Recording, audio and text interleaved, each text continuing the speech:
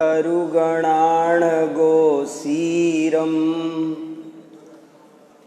तह धम्माणं पवरं जीर्णधम्मं भाविभवमहणम्।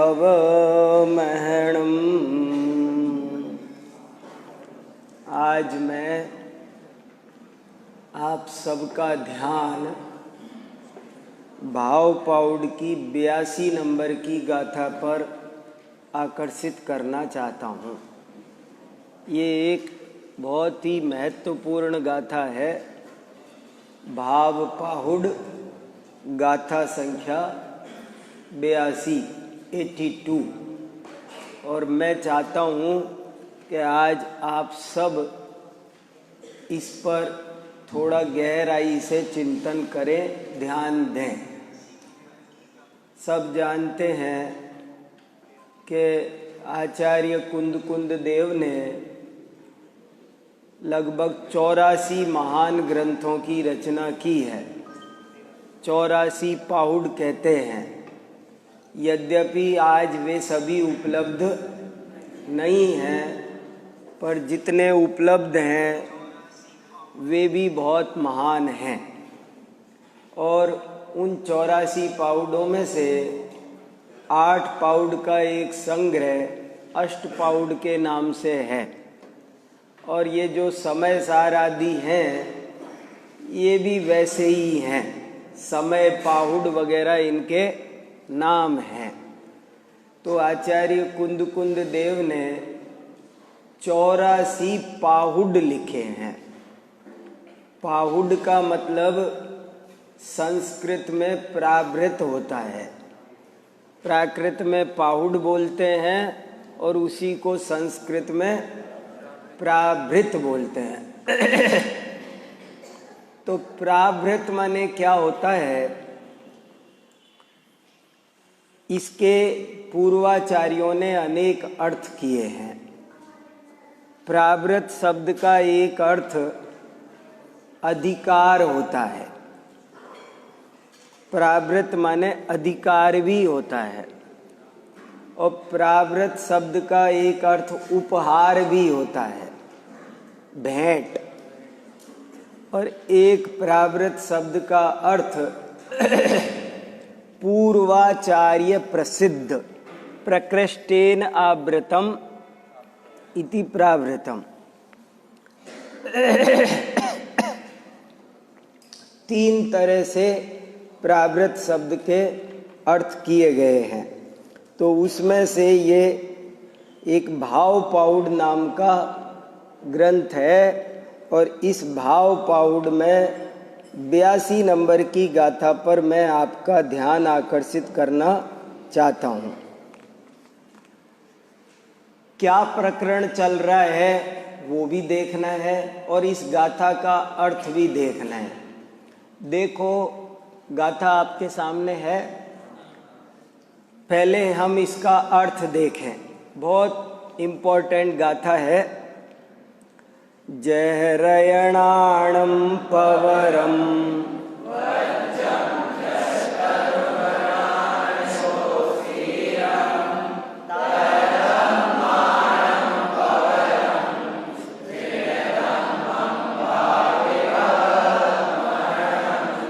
अर्थ देखो जरा। जह माने जैसे, रैणाणम माने रत्नों में, जैसे रत्नों में, पवर माने प्रवर, वर माने श्रेष्ठ और प्रवर माने सर्वश्रेष्ठ। जैसे एक होता है वचन और एक होता है प्रवचन। तो वर माने श्रेष्ठ और प्रवर माने अत्यंत श्रेष्ठ। जैसे रत्नों में सर्वश्रेष्ठ वज्र होता है। वज्र, वज्र से बढ़िया, वज्र से श्रेष्ठ दूसरा कोई रत्न नहीं होता। सर्वश्रेष्ठ रत्न वज्र होता है। जैसे रत्नों में सबसे श्रेष्ठ वज्र होता है। जह माने जैसे, तरुगणाण, तरु माने तरंती आपदम येन स तरुः, जिससे आपत्तियों से मनुष्य पार हो जाए उसको कहते हैं तरु। तरु शब्दों के व्युत्पत्ति आनी चाहिए, लक्षण आने चाहिए। वनस्पति, वनस्यपति, वनस्पति। अगर वृक्ष है तो सब कुछ है। मैं एक व्याख्यान पर्यावरण पर भी बहुत करता हूँ, वो अभी याद आ गया और याद दिला दिया। पर आप सोचना, मैं इस विषय को भी आज के ज़माने में बहुत सेंसिटिव समझता हूँ और इसलिए मैं इस विषय पर बहुत बोलता हूँ कि यदि हमारे निमित्त से पर्यावरण प्रदूषित होता है तो हम महान पाप के भागी हैं। अगर हमारे निमित्त से एक चींटी मरे तो हमको लगता है कि हमने पाप किया, लेकिन यदि हमारे निमित्त से प्रदूषण फैलता है तो आप जानते नहीं हैं कितने निर्दोष लोगों को हानि होती है। लाखों लोगों को अकाल मृत्यु के मुंह में जाना पड़ता है, नाना प्रकार की भयंकर बीमारियां होती है, पशु पक्षी मारे जाते हैं। इसलिए अत्यंत सावधान रहना चाहिए। हमारे निमित्त से किंचित भी पर्यावरण प्रदूषित नहीं होना चाहिए। खैर, उस टॉपिक पर बाद में कभी चर्चा करेंगे। पर वनस्पति, वनस्पति माने वनस्यपति, वन का स्वामी वो वनस्पति। देखो, पृथ्वी प्रदूषित हो रही, जल प्रदूषित हो रहा, वायु प्रदूषित हो रही, आकाश, पूरे 5 तत्व प्रदूषित हो रहे हैं। क्षिति पावक जल गगन समीरा, ये पांचों के पांचों आज बुरी तरह प्रदूषित हो रहे। ध्वनि प्रदूषण भी बढ़ रहा, बहुत सारे प्रदूषण फैल रहे हैं। लेकिन यदि पेड़ है तो सब है, और पेड़ खत्म, आज प्रदूषण इसलिए बढ़ रहा है। मैं कोल्हापुर यूनिवर्सिटी में एक लेक्चर दे के आया हूँ 1 घंटे का, वाइस चांसलर वगैरह सब थे, और प्रदूषण के बारे में, फिर उसमें जैन दर्शन का क्या दृष्टिकोण है, और वो बहुत अच्छा सुनने लायक अच्छा व्याख्यान है। वो कभी मौका पड़ेगा तो बाद में बताएंगे। पर इतना ही कहने का मतलब है कि आज प्रदूषण इसलिए बढ़ा है क्योंकि जंगल नहीं बचे। जब वन का पति चला गया, वन का पति है वृक्ष, और जब वृक्ष ही चला जाएगा तो वन चला जाएगा। वन चले गए तो सब कुछ चला गया। वन गए तो हमारे हाथ से पानी चला गया, हमारे हाथ से अन्न चला गया, फल फूल चले गए। इसलिए ये बात मैं, आप नए बच्चे हो, बहुत उत्साह से भरकर आपको दुनिया बदलनी है। और एक और बात कह दूं कि देखो, जैन धर्म ने समय समय पर अपने अनेक नाम बदले हैं। जैन धर्म हमेशा जैन धर्म के नाम से ही नहीं चला। ये भी एक वेरी वेरी इम्पोर्टेंट बात आपको बता रहा हूँ। जैन धर्म कभी श्रमण नाम से चला, कभी निर्ग्रंथ नाम से चला, कभी दिगंबर नाम से चला, पर अपरे वेद बाह्य दिगंबराहा, दिगंबर के नाम से चला, कभी व्रात्य के नाम से चला, नाना नाना नामों से ये चला है। तो आज हम और आप नए नए बच्चे जैन धर्म को विश्व धर्म बनाने के लिए कोई नई टेक्निक का इस्तेमाल कर सकते हैं और वे ये भी कह सकते हैं कि हम एक अहिंसा धर्म के अनुयायी हैं। तो वो लाखों लोगों को आकर्षित करके जैन बना सकते। माने नाम से यदि एलर्जी है तो जैन धर्म ने शुरू से ही कहा कि बुद्ध वीर जिन हरिहर ब्रह्मा या उसको स्वाधीन का तुर्रा बहुत जबरदस्त है। उन्होंने कहा तुम उसका कोई भी नाम लो, और न केवल कोई भी नाम लो बल्कि तुम आजाद हो कि तुम उसका क्या नाम रखो।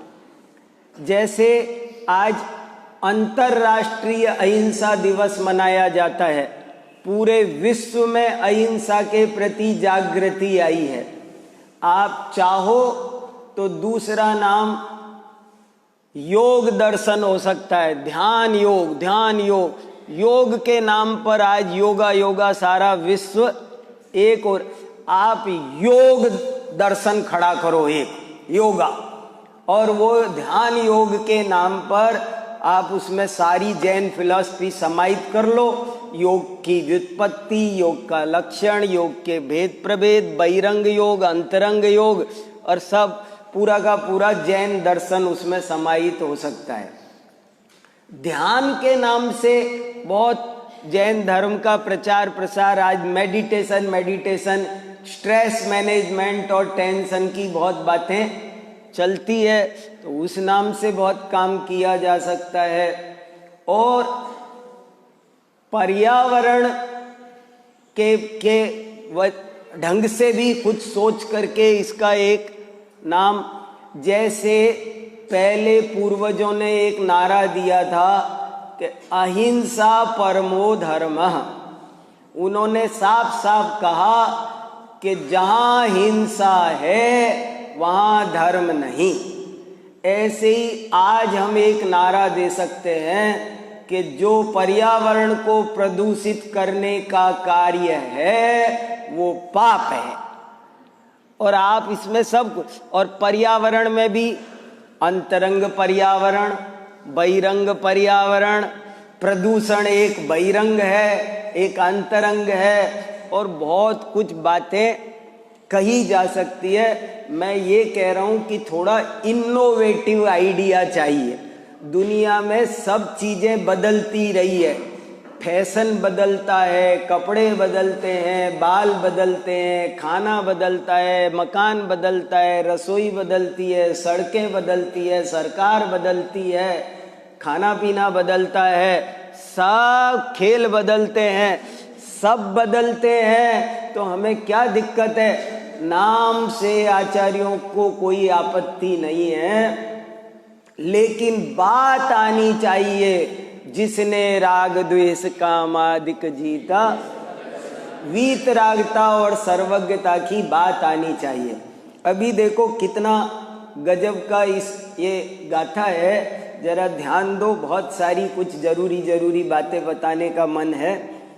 जय रयणाणं पवरं वज्रं जय तरुगणाण गो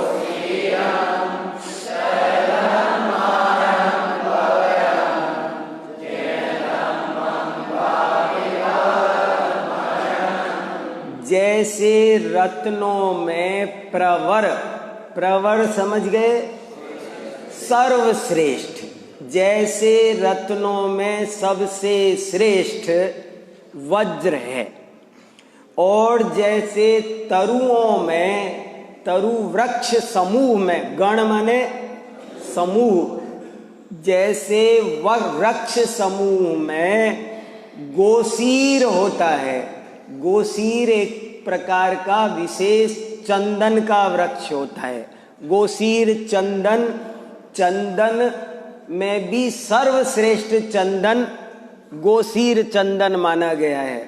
तो बोले जैसे रत्नों में सबसे श्रेष्ठ वज्र होता है और वनस्पतियों में सबसे श्रेष्ठ गोसीर चंदन होता है, तह उसी प्रकार धम्माणम, दुनिया में अनेक धर्म संप्रदाय चलते हैं, उनमें से पवरम, सर्वश्रेष्ठ, जिन धम्मम, जिन धर्म है, और क्यों भावी, भव महणम, भावी माने आगामी, भविष्य के, भव माने जन्म, जन्म मरण, आगामी जन्म मरण को महणम, महणम माने मथनम, विनाशनम, महणम मथनम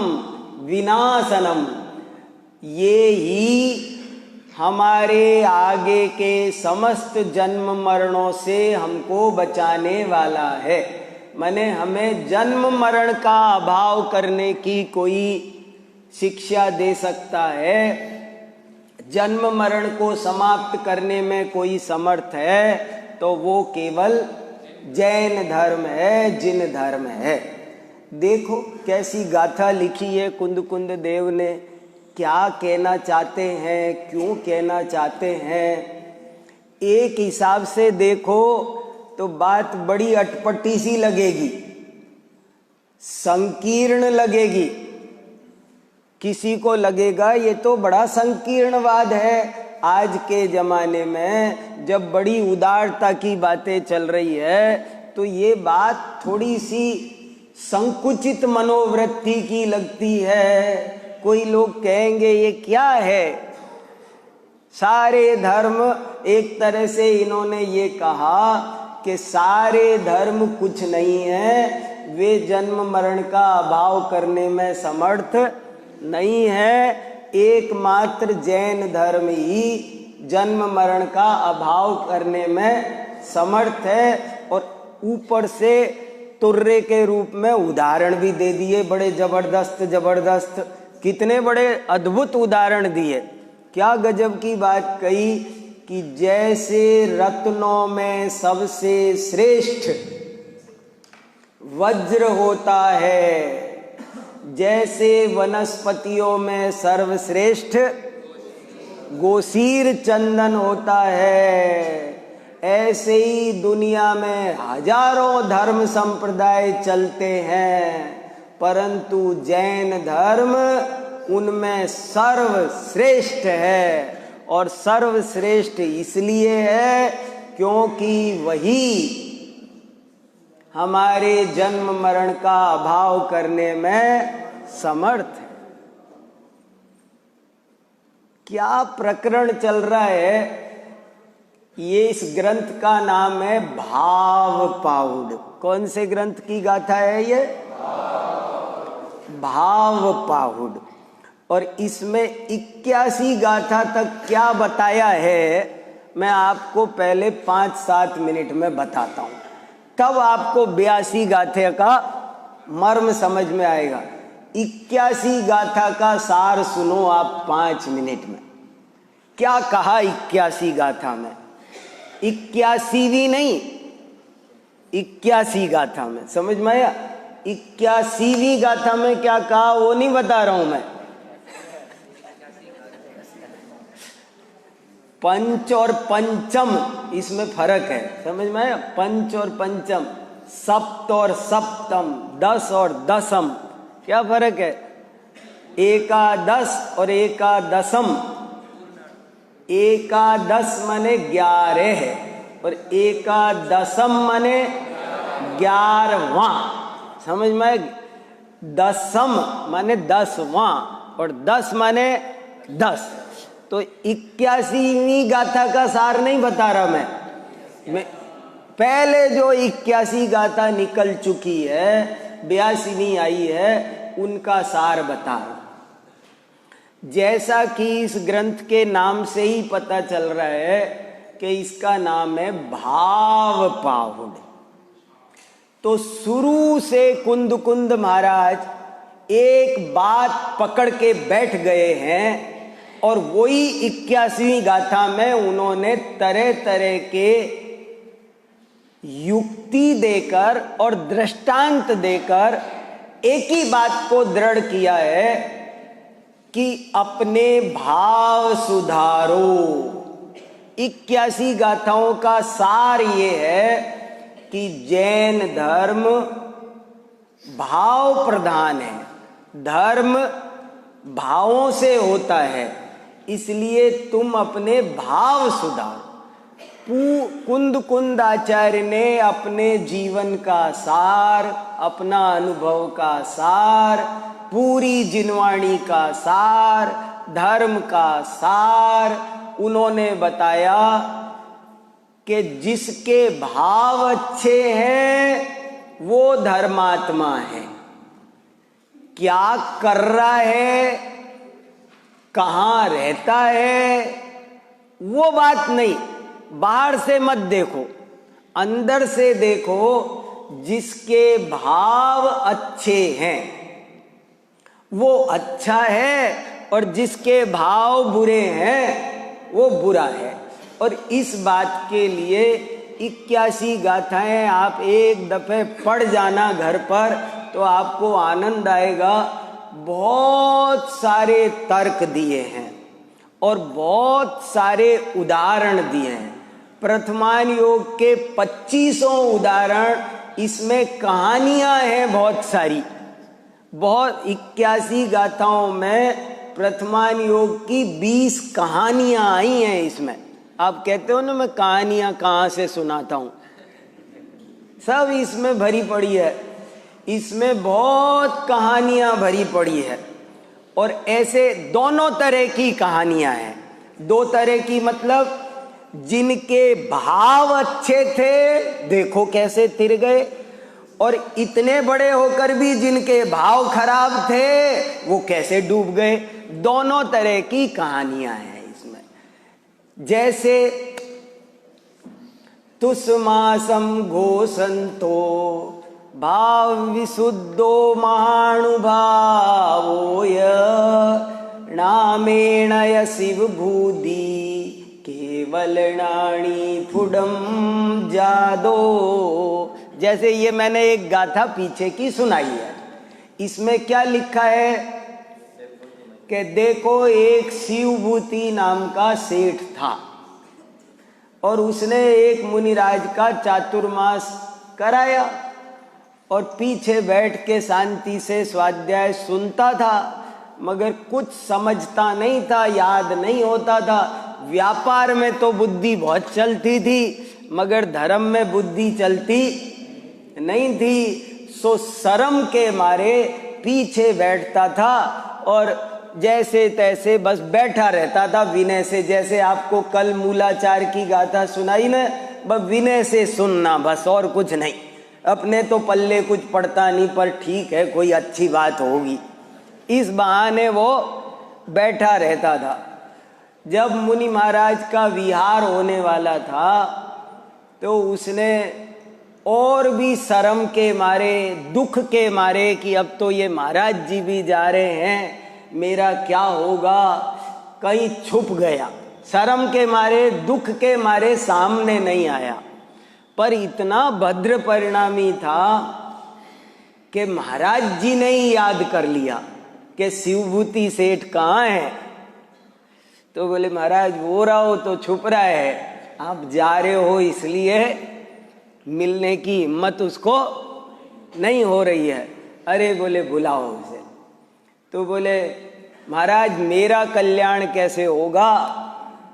तो बोले तुम्हारे कल्याण के बारे में ही हम भी सोच रहे हैं। तो बोले कैसे होगा महाराज। तो बोले तुम कुछ 6 द्रव्य 7 तत्व 4 महीने में कुछ याद नहीं किए, अब कैसे पार पड़े। ऐसा करो तुम दीक्षा धारण करके हमारे साथ चलो। महाराज ऐसे कैसे दीक्षा, बिना शिक्षा के दीक्षा कैसे, मेरे तो कुछ याद नहीं होता। बोले नहीं तुम्हारे भाव बहुत विशुद्ध है, तुम हमारे साथ चलो, हमारी सब समझ में आया। तो ठीक है महाराज। और उसको इतना सिखाया कि तुस्मास भिन्नम, इतना याद करो कि तुस्मास भिन्नम, के जैसे तुस अलग होता है और दाल अलग होती है, दाल अलग छिलका अलग, ऐसे ही शरीर अलग आत्मा अलग, इतना तो याद रखोगे, बस यही द्वादशांग का सार है। उसको इतना सा सिखा दिया। अब इतना ज्ञानावरण का उदय था कि ये भी याद नहीं रहा, उसे इतना सा भी याद नहीं रहा, वो तो भूल गया। एक दिन विहार करते करते नदी के किनारे एक महिला दाल धो रही थी। पुराने जमाने में नदी के किनारे दाल धो रही थी, तो दाल धो रही थी तो उसने पूछा, बहन क्या करती हो? अरे बोले, तुस अलग करती हूँ, मांस अलग करती हूँ। मांस माने जानते हो, संस्कृत में मांस शब्द का अर्थ है उड़द, उड़द को बोलते हैं मांस। तुस मांस भिन्न, उड़द की दाल खासकर धोई जाती है। तो बोले, तुस अलग करती हूँ, मांस अलग करती हूँ। ओ, यही तो मेरे गुरुजी ने कहा था, तुस मांस भिन्नम, तुस भिन्न है, मांस भिन्न है, शरीर भिन्न है, आत्मा भिन्न है, याद आ। अब सुनो, अब सुनो, अब सुनो। अरे मैं तो भूल जाता हूँ, अब मैं विहार ही नहीं करूंगा, कहीं जाऊंगा ही नहीं, और वहीं ध्यान लगा के बैठ गए। तुस मांस भिन्नम, तुस मांस भिन्नम, तुस मांस भिन्नम, शरीर भिन्नम, आत्मा भिन्नम, शरीरम व्याधि मंदिरम, आत्मा ज्ञान मंदिरम। उन्होंने भेद विज्ञान की धारा बहा दी, अविच्छिन्न धारा से भेद विज्ञान करना शुरू कर दिया। भावेत भेद विज्ञानम इदम छिन्न धारया तावत यावत पराच्युत्वा ज्ञानम ज्ञाने। भेद ज्ञान की धारा जमा दी, जमा दी, जमा दी, जमा दी, जमा दी, और केवलनाणी फुडम जाओ, केवल ज्ञानी बन गए। ये तुस्मासम घोषंतो भाव विशुद्धो महानुभावोय नामेणय शिव भूदी केवलनाणी फुडम जादो। ये ग्रंथ पाठ करने का फायदा है, गाथाएं याद हो जाती है। कितनी बढ़िया गाथा है। तो ऐसे बहुत उदाहरण है, और दूसरी तरफ दूसरे उदाहरण भी है। दो पार्टी चलती है ना पैरेलल, तो दूसरे तरफ के दूसरे उदाहरण भी है। दूसरे उदाहरण में से भी एक बताता हूं आपको। एक उदाहरण है तंदुल मत्स्य का। स्वयंभू रमण समुद्र में एक सालिसिक्त नाम का मगरमच्छ होता है। बहुत विशाल अवगाहना का एक मगरमच्छ होता है। पहले तो स्वयंभू रमण समुद्र में बड़ी बड़ी अवगाहना के अनेक जीव हैं, मगरमच्छ है, और सम्यक दृष्टि है। विशाल मगरमच्छ, सम्यक दृष्टि, और कहते हैं सम्यक दृष्टि क्या, पंचम गुण स्थानवर्ती। बताओ, स्वयंभू रमण समुद्र में एक पंचम गुण स्थानवर्ती मगरमच्छ, तो वो मगरमच्छ बहुत विशाल अवगाहना का है, और उसके कान में एक सालिसिक्त नाम का मगरमच्छ दूसरा होता है। वो भी संगी पंचेंद्री होता है, लेकिन आकार में वो इतना बड़ा होता है जैसे कोई एक चावल का दाना, चावल के दाने जितना छोटा सा मगरमच्छ होता है, और संगी पंचेंद्री होता है। तो वो जो विशाल अवगाहना वाला महामत्स्य है, उसके मुंह में एक साथ हजारों 500 मछलियां घुसती है, मुंह में घुस जाती है। और वो मुंह में घुसती है, कान में होके, नाक में होके बाहर निकल जाती है। उनके लिए तो वो गेट बने हुए हैं, वो उनमें घुसती है और निकलती है। तो यहाँ पर वो जो छोटा मगरमच्छ बैठा रहता है, वो छोटा मगरमच्छ ये देखता रहता है।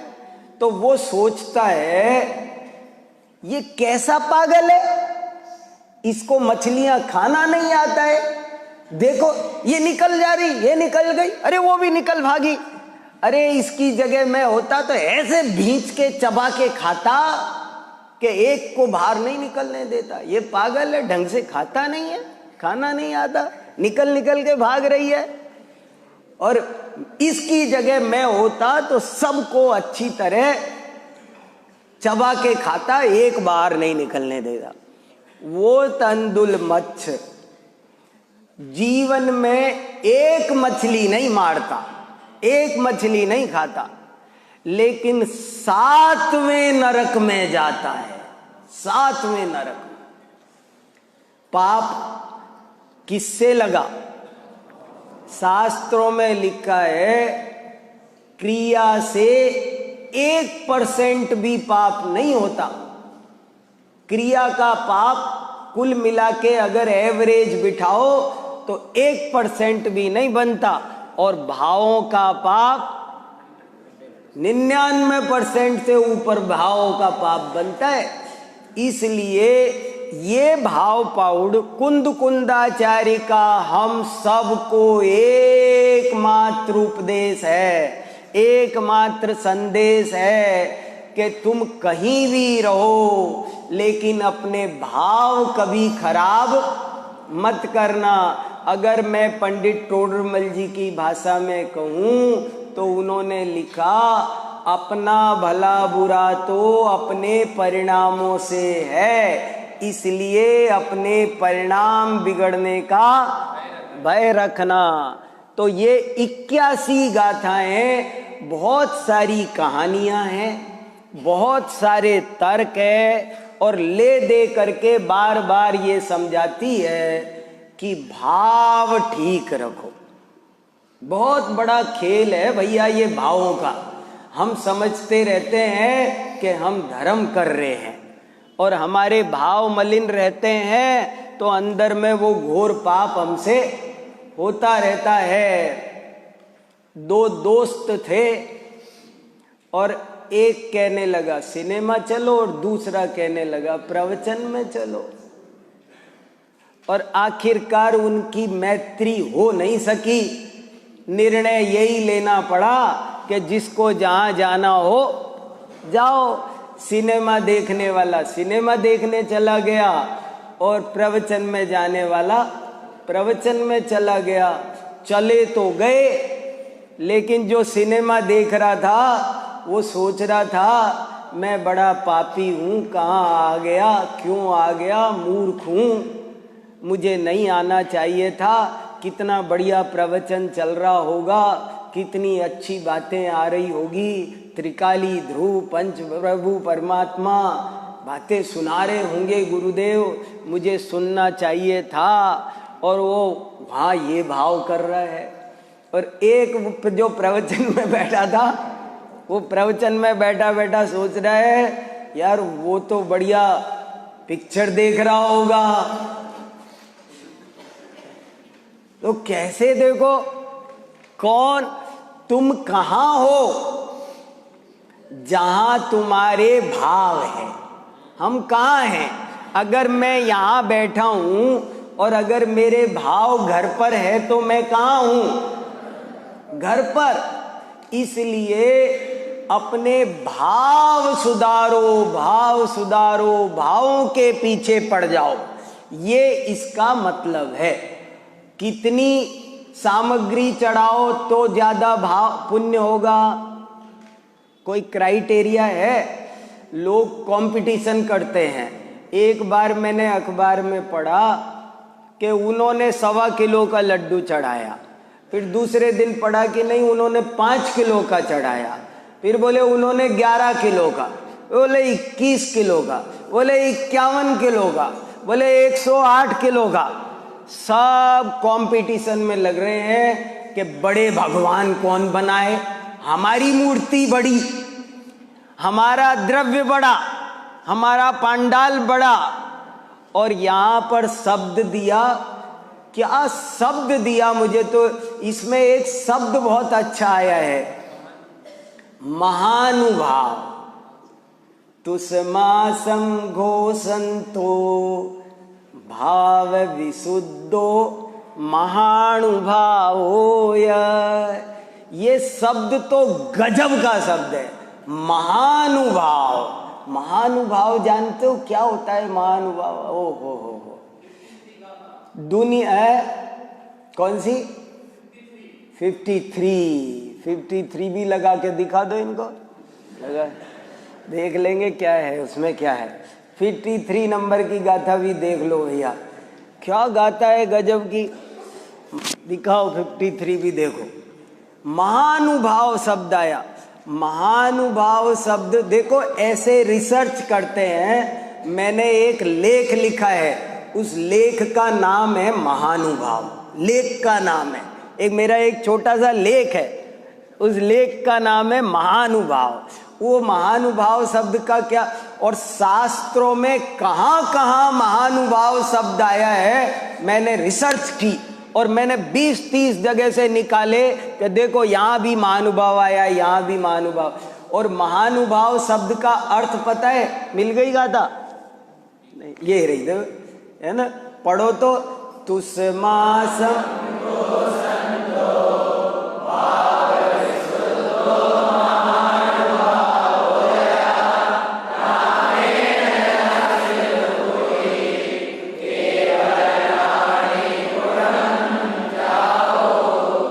पंडित टोडरमल जी ने मोक्ष मार्ग प्रकाशक में इसको उद्धृत किया है और ऐसा अर्थ लिखा अपनी ढूंढाड़ी में। शिवभूति सेठ जीवादि तत्व का नाम जाण्या कोनी,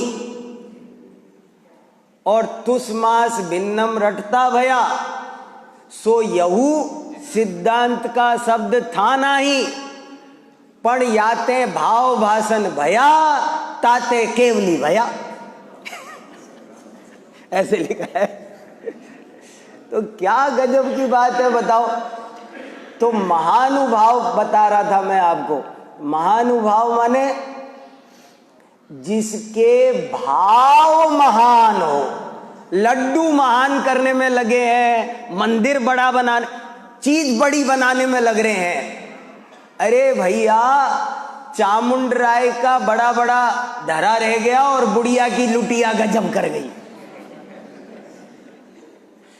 अरे भावों का खेल है सारा। कितने चावल चढ़ाओ तो ज्यादा पुण्य होगा। कहाँ ध्यान है, जहां ध्यान देना चाहिए वहां ध्यान दो। भाव शुद्ध करो, ये भाव पाउड का मैसेज है। आप जो करो सो करो। जैसे हमारे आचार्यों ने 100 दफे कहा। एक और बहुत अच्छी गाथा है। जम सक्कदितम किज्जदि जम चण सक्कदित हेव सद्दहणम सद्दहमाणो जीवो पावदी अजरामरम ठाणम। गजब की गाथा है, गजब की है, अद्भुत है। क्या कहते हैं, इसका हिंदी में अनुवाद है, बहुत जगह पूजाओं में आप सब पढ़ते हैं। कीजे शक्ति प्रमाण शक्ति बिना सरदादरो ध्यानत सरदावान अजर अमर पद। आपसे किसी ने नहीं कहा कि जबरदस्ती करो। आप जितना, मैं ऐसे बोलता रहता हूं, जैन धर्म में जबरदस्ती कुछ नहीं है। जैन धर्म में जबरदस्ती नहीं है, सब कुछ जबरदस्त है। क्या? जैन धर्म में जबरदस्ती कुछ नहीं है, सब कुछ जबरदस्त है। क्या है, गजब की बात है, क्या विशेष बात है। महानुभाव, दुनिया में सब कुछ बनना आसान है, पर महानुभाव बनना सबसे, राष्ट्रपति, कुलपति, प्रधानमंत्री, सेठ, प्रोफेसर, इंजीनियर, डॉक्टर, सब बनना सरल है, पर महानुभाव बनना बहुत कठिन है। महानुभाव किसे कहा, और कहीं याद आ रहा है, रत्नकरंड श्रावकाचार्य में भी महानुभाव आया है। किसको महानुभाव कहा है? अरहत चरण सपरिया महात्मना मानुभाव मवदत भेकः प्रमोदमत्तः कुसुमेनैकेन राजगृहे। देखो महानुभाव मेंढक, महानुभाव मेंढक भगवान की पूजा भी नहीं कर पाया, पूजा के भाव मात्र से। बताओ, उसने पूजा की थी, भावों का खेल। और उल्टा ले लो उसी की लाइफ में, सामायिक कर रहा था, सामायिक कर रहा था, सो मेंढक बन गया। श्रावक सेठ सामायिक कर रहा है और मेंढक बन गया। किसने बनाया? और वही मेंढक देव बन गया, समूह शरण में पहुंच गया, पूजा कर ली, दिव्य ध्वनि सुना, सम्यक धारण किया, व्रत धारण किए, क्या हुआ? नहीं, सम्यक धारण किया। बताओ किसने बनाया? भावों ने। भावों का बहुत खेल है। एक की प्रवचन 200 लोग सुन रहे हैं, सबको समान फल मिल रहा है। क्यों? क्यों? सुनाने वाला एक, विषय एक, जगह एक, सब कुछ एक, फर्क किसका पड़ रहा है? भाव का।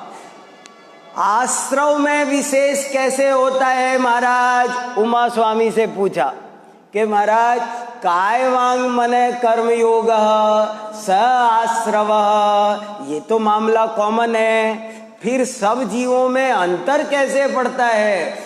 तीव्र मंद ज्ञाता ज्ञात भावाधिकरण वीर्य विशेषभ्यस तद विशेषा, कैसे फर्क पड़ रहा है? तो ये 81 गाथाएं कुंद कुंद महाराज अपने दिल की बात समझो हमसे कान में कह रहे हैं कि तुम अपना भला चाहते हो तो दुनिया में कुछ भी होने दो, कभी भी अपने भाव खराब मत करो। देखो मैं एक उदाहरण देता रहता हूं। एक आदमी गाली देता है और एक आदमी गाली सुनता है, कौन फायदे में है? गाली हमको दुनिया में क्या लगता है? हमको लगता है कि गाली सुन के आ गया, अरे तू घर पर भी कहेंगे तू सुन के आ गया, एक की 4 सुनानी चाहिए थी। लेकिन ये गणित कुछ अलग ही है, यहां का कैलकुलेशन बिल्कुल अलग है। ये कहते हैं कि जो गाली दे रहा है वो तो कर्म का बंध कर रहा है, और जो गाली सुन रहा है वो कर्म की निर्जरा कर रहा है। मामला उल्टा है। गणित देखो, कौन हल्का हो रहा है, कौन भारी हो रहा है? ये हल्का हो रहा है। समंत भद्राचार्य ने स्वयंभू स्तोत्र में एक और बहुत अच्छी बात कही है।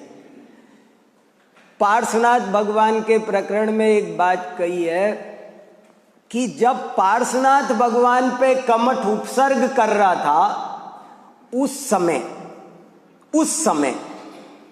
जब पार्श्वनाथ पर कमठ उपसर्ग कर रहा है, उस समय पार्श्वनाथ के तो पाप का उदय चल रहा था और कमठ के पुण्य का उदय चल रहा था। समझ में? कैसे? पार्श्वनाथ के पाप का उदय चल रहा था, ये तो समझ में आ गया होगा। पत्थर बरस रहे थे, बिना पाप के उदय के थोड़ी पत्थर बरसेंगे। लेकिन कमठ के पुण्य का उदय चल रहा था, वो कैसे? समझ में आया? अरे ऐसे सुनो, मैं बताता हूं कमठ के पुण्य का उदय कैसे चल रहा था।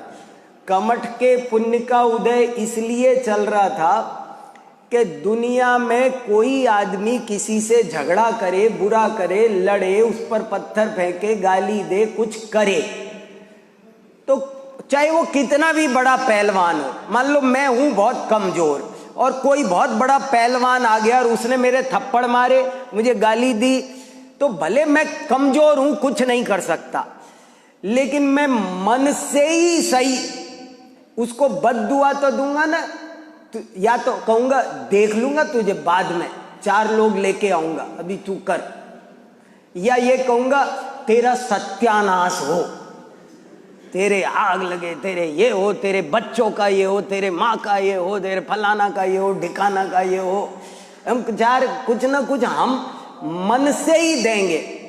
बोले पार्श्वनाथ जैसे जिनके पल्ले में महान अतिशय पुण्य भरा है, ऐसे पार्श्वनाथ ये कमठ उन पर पत्थर बरसा रहा है।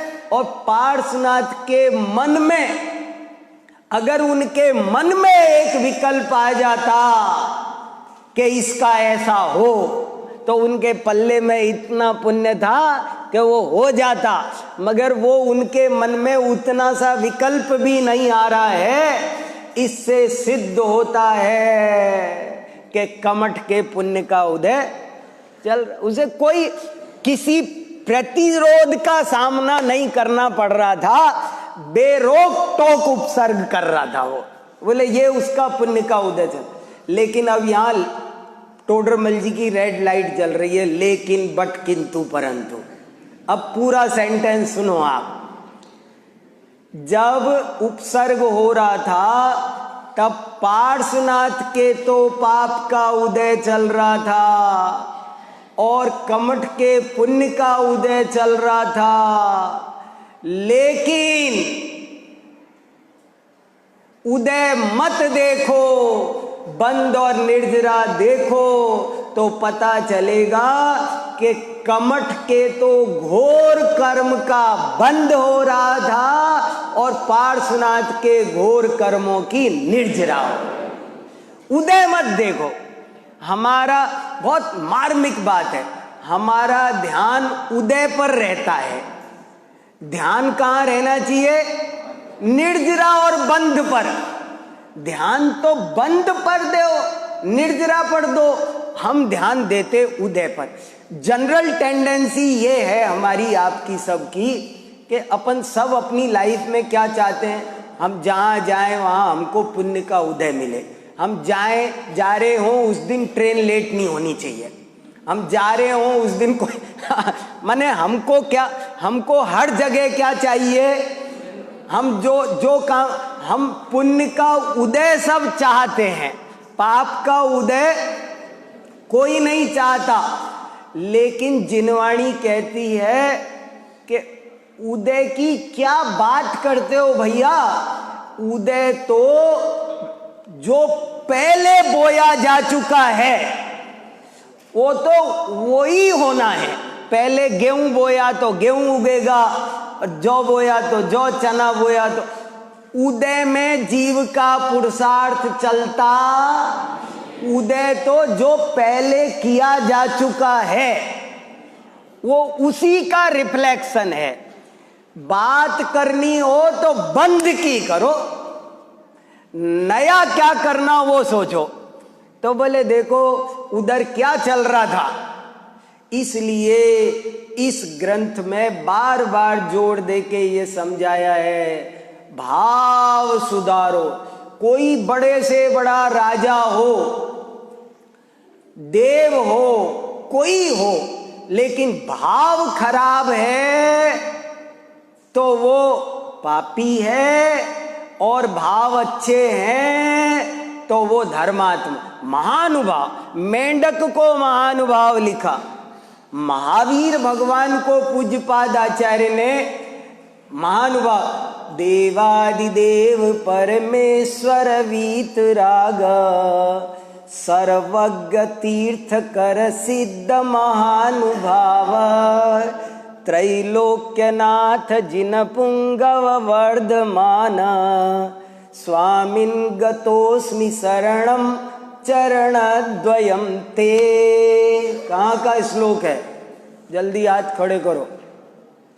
पूज्यपाद आचार्य ने 10 भक्ति नामक ग्रंथ लिखा है। 10 भक्ति में वीर भक्ति है, महावीर भगवान की स्तुति है। उसमें ये महावीर भगवान की स्तुति का छंद है, और उसमें लिखा है महावीर भगवान को लिखा महानुभाव। हे महावीर भगवान आप महानुभाव हो। शिवभूति सेठ भी महानुभाव है और वो मेंढक भी महानुभाव है। जिसके भाव अच्छे हों वो महानुभाव है। बहुत बातें हैं पर स्टेप आगे बढ़ता हूं। 81 गाथा में बार बार तरह तरह से यही बताया है, भाव है तो धर्म है। भाव नहीं, बिना भाव के क्रिया फल दे, यस्मात् क्रिया प्रतिफलंति न भाव शून्य। सब जगह यही लिखा है। जैन दर्शन विशेष रूप से भाव प्रदान है। मुनि महाराज को आहार दे रही थी और ऐसी भाव विभोर थी कि छीलते छीलते छिलका नीचे फेंक रही, छिलका उनके हाथ में दे रही थी, केला नीचे फेंक रही थी। भावों का बल, भावों से ग्वाले ने मुनि महाराज को कंबल भी उड़ाए आया। क्या भावों का खेल है। बहुत सारी बातें हैं। एक बार श्री कृष्ण बांसुरी बजा रहे थे। संगीत में जबरदस्त शक्ति है, मैं लेख लिख के दे चुका हूं आपको। तो संगीत की शक्ति के कारण जिस उपवन में उन्होंने बांसुरी बजाई, उस उपवन के सूखे वृक्षों में भी पत्ते फूट गए, हरे हो गए। संगीत में बहुत शक्ति है, संगीत में अपार शक्ति मानी गई है। जैन आचार्यों ने संगीत पर बहुत शास्त्र लिखे हैं। आपने नाम सुना हो तो एक किताब लिखी है संगीत समयसार, नाम सुना है? संगीत समयसार तो सुना है, पर संगीत समयसार सुना? एक संगीत समयसार नाम का ग्रंथ भी है। तो संगीत में महान शक्ति है। तो संगीत की वजह से वो पेड़ पौधे में हरे हो गए, वहां पत्ती निकल गई। वहां जब पत्ते निकल गए तो सब ने ताली बजाई, वाह वाह वाह वाह, क्या गजब है, क्या गजब का संगीत, ओ हो।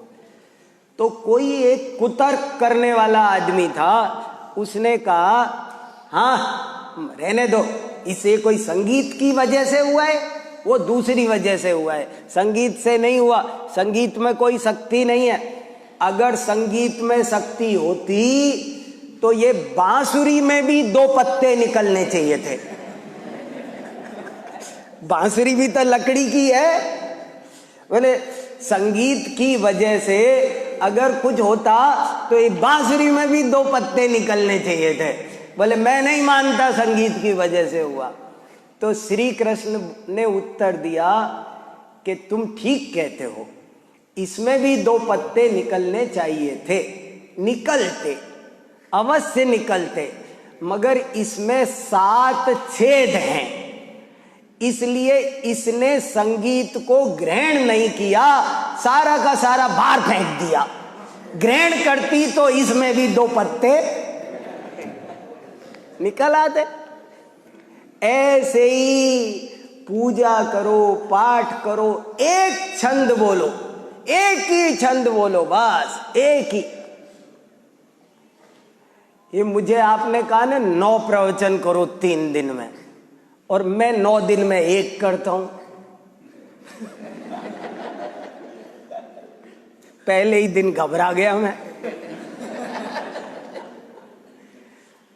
मैं हफ्ते में 1 प्रवचन करता हूं, पूरी तैयारी के बाद उसमें डूब जाते हैं, उसमें ऐसा डूब जाते हैं, ऐसे आनंद होता है उसमें, वही चलता है। एक पढ़ो, एक ही गाथा काफी है। 3 भुवन में सार,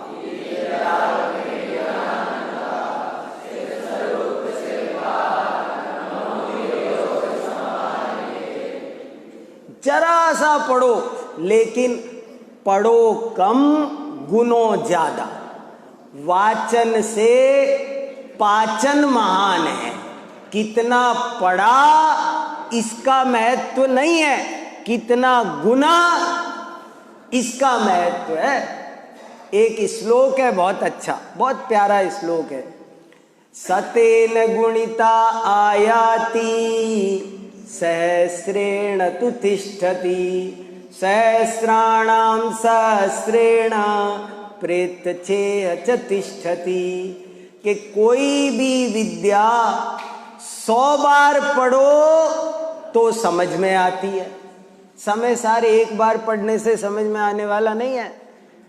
सतेन गुणिता आयाति, समझ में आया? सतेन गुणिता आयाति, 100 बार पढ़ोगे तो समझ में आएगी। सतेन गुणिता आयाति सहस्रेण तु तिष्ठति, 1000 बार पढ़ोगे तो टिकेगी। सहस्राणाम सहस्रेण प्रेत्यचेह च तिष्ठति, और 1,00,000 बार पढ़ोगे तो अगले जन्म में साथ जाएगी।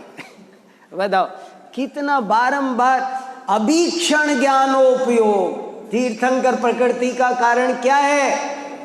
अभीक्षण ज्ञानोपयोग। और अभीक्षण माने जानते हो? अभीक्षणम तु मुहुर्मुहु, बारंबार उसी विषय में डूबना, निरंतर डूबना, इससे काम चलेगा। तो ये गाथा सब जोड़ देकर ये कहा गया कि तुम अपने भाव शुद्ध करो। भाव शुद्धि का नाम ही धर्म है, ये इन्होंने जोड़ दे के कहा। और ये कहने के बाद ये गाथा निकल के आई।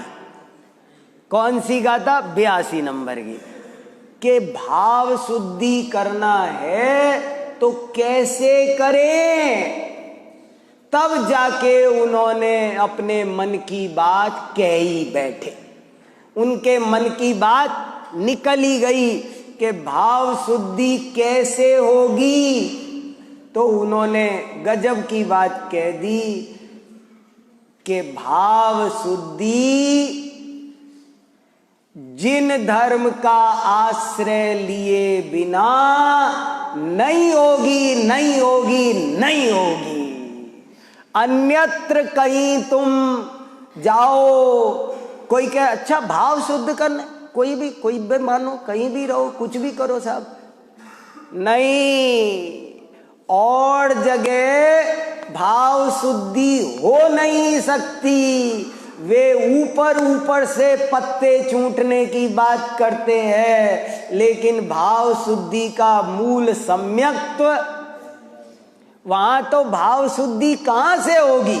वहां तो कोई ना कोई दूसरे मिथ्या अभिप्राय रखकर तात्कालिक ऊपर ऊपर से कुछ लीपापोती करने की कोशिश होती है। अन्य धर्मों में वो बात कहीं दूर दूर तक है ही नहीं जो बात जैन दर्शन में है। जैन दर्शन समस्या को जड़ से समाप्त करता है। इसलिए कुंदकुंदाचार्य देव अपने दिल की बात कह बैठे कि ज्यादा फॉर्मेलिटी में पढ़ने की जरूरत नहीं है। दुनिया में ऐसा बहुत कहा जाता है, सब एक है, सब एक है, सब एक फेक कुछ नहीं है, जमीन आसमान का अंतर है। पंडित टोडरमल जी ने तो बहुत बढ़िया उदाहरण दे दे के समझाया कि मान लो जौहरी बाजार में सारी दुकानें नकली हीरे बेचती हो और एक असली बेचता हो। एक दुकानदार असली हीरे बेचता है और बाकी सब नकली बेचते हैं, तो सब दुकानदार तो ये कहेंगे कहीं से भी खरीद लो, एक ही बात है। अब वो असली वाला कैसे बोले कि कहीं से भी खरीद लो? वो कैसे बोले? ऐसे ही और धर्म वाले तो सब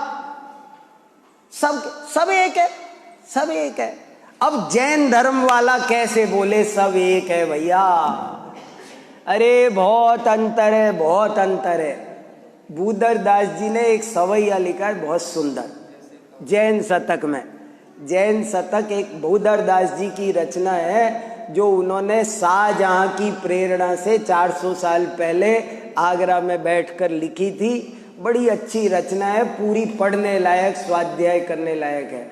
उसमें एक सवैया आता है, मैं याद करता हूं, मुझे याद आ जाए तो पूरा सुनाता हूं, सुनो। कैसे करी केत की कनेर एक कही जाय। देखो क्या बढ़िया सवैया है। कैसे करी केत की कनेर एक कही जाय। केत की भी सफेद होती है, कनेर भी सफेद होता है, लेकिन केत की बहुत ही सुगंधित पुष्प है, इत्र बनता है उसका। और कनेर वो धतूरे का पौधा होता है एक तरह का, तो वो भी सफेद होता है। तो बोले दोनों सफेद है लेकिन दोनों में बहुत अंतर। कैसे करी केत की कनेर एक कही जाए। आक दूध गाय दूध अंतर घनेर है। आक दूध, आक जानते, आक का कौआ का पौधा होता है, उसमें भी दूध निकलता है, और गाय का भी दूध होता है, लेकिन कहने को दोनों दूध है, पर दूध दूध होते हुए भी। कैसे करी केत की कनेर एक कही जाए। आक दूध गाय दूध अंतर घनेर है। पीरी ओत रीरी पैना रीस करे कंचन की। कहा कागबानी कहा कोयल की टेर है। पीतल भी पीला होता है और सोना भी पीला होता है, पर क्या दोनों एक है? सब एक ही है। ये भी एक है, ये पीतल सोना एक है। केत की और कनेर एक नहीं है।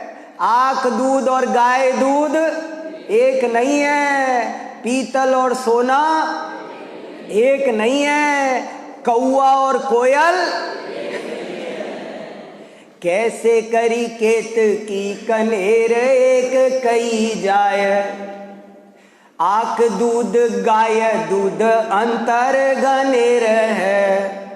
पीरी ओत रीरी पैना रीस करे कंचन की। कहा कागबानी कहा कोयल की टेर है। कहाँ भान भारो कहाँ आगिया विचारो। कहाँ पूनों को उजारो कहाँ मावस अंधेर है। कहाँ भान भारो, भान मने कहाँ तो सूरज, सूरज भी चमकता है और जुगनू भी चमकता है। बोले जुगनू भी चमक रहा है और सूरज भी चमक रहा है, पर क्या दोनों एक है? अमावस्या भी पूर्णा तिथि कहलाती है और पूर्णिमा भी पूर्णा तिथि कहलाती है। दोनों ही 15वीं तिथि है, लेकिन क्या दोनों एक है? बोले नहीं है। देखो कितना अच्छा सवैया। कैसे करी केत की कनेर एक कही जाए। आक दूध गाय दूध अंतर घनेर है। पीरी ओत रीरी पैना रीस करे कंचन की। कहा कागबानी कहा कोयल की टेर है। कहाँ भान भारो कहाँ आगिया विचारो। कहाँ पूनों को उजारो कहाँ मावस अंधेर है। पछ छोड़ पार की निहारो। नेकनी के करी जैन बैन और बैन इतनो ही फेर है। जिनवाणी में और अन्य वाणी में ऐसे ही महान अंतर है। क्या रखा है उनके पास में? जो भगवान को कर्ता धर्ता मानते हो, वे भाव शुद्धि की बात समझा सकते हैं? कभी नहीं। बड़ा अंतर है। 2 मिनट में बात पूरी कर दो, बहुत बातें हैं, 2 मिनट में और पूरी कर दे। एक बार मूर्तियों का कंपटीशन हुआ। जैसे होता है ना, मिस वर्ल्ड होता है, मिस यूनिवर्स हो, सुंदरियों के कंपटीशन होते हैं ना, ऐसे एक मूर्तियों का कंपटीशन हुआ। तो सब धर्म वाले अपनी अपनी मूर्तियां लेकर आए। तो बहुत बड़ा पैनल बैठा, बहुत तरह तरह से उनका परीक्षण हुआ, और परीक्षण होने के बाद में सब एक एक करके सब मूर्तियां हट गई। इसके पास तो हथियार है, इसका रूप तो विकराल है, ये तो क्रोध कर रहा है, इसके पास तो पत्नी बच्चे हैं, ये राग में है, ये द्वेष में है, इस सब हटते चले गए। लेकिन दो मूर्तियां बच गई, एक बुद्ध की और एक जैन की, दो मूर्तियां बच गई। और पैनल कहने लगा बाकी सबको आउट करो, ये सब तो हिंसा का, राग द्वेष का संदेश देती है, इसलिए ये तो फिट नहीं बैठेगी, लेकिन ये दो शांति का संदेश देती है, दोनों शांत मुद्राएं हैं, इसलिए इन दो को रखो अभी। अब फाइनल राउंड होना था, मगर ताज तो एक ही को पहना जाना है। फाइनल राउंड के लिए बैठा, और बड़े बड़े पैनलिस्ट बुलाए गए कि भैया अब पहला पैनल सरेंडर करके चला गया कि हमने सेलेक्ट करके ये दो दे दी, अब इन दो में कौन बढ़िया है वो हमारी समझ में नहीं आता। बड़ा पैनल बुलाया गया, बड़े पैनल ने बहुत माथाफोड़ी की, बहुत तरह तरह से परीक्षा की, कुछ समझ में नहीं आए। आखिरकार एक बोला, एक निर्णायक बोला मेरी समझ में आ गया। बोले क्या समझ में आया? बोले मेरी समझ में आ गया कि ये जो बुद्ध मूर्ति है ना, ये आशीर्वाद दे रही है, और आशीर्वाद देना भी अहंकार का प्रतीक है। आशीर्वाद वो दे सकता है जो अपने को बड़ा मानता हो और दूसरों को छोटा मानता हो, वो आशीर्वाद देता है। ये जैन मूर्ति कह रही है कि एक भगवान दूसरे भगवान को क्या आशीर्वाद दे, तुम भी भगवान मैं भी भगवान, समानता का असली संदेश।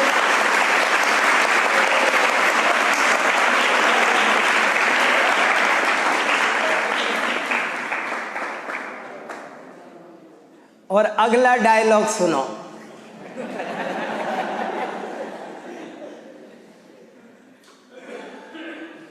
समानता के बिना शांति की बात करना बेमानी है।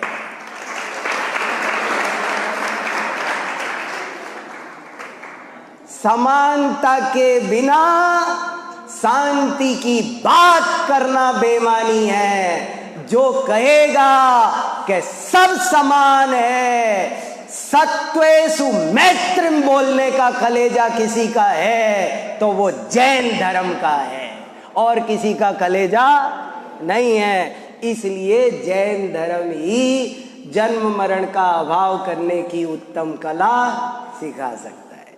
चलो बहुत देर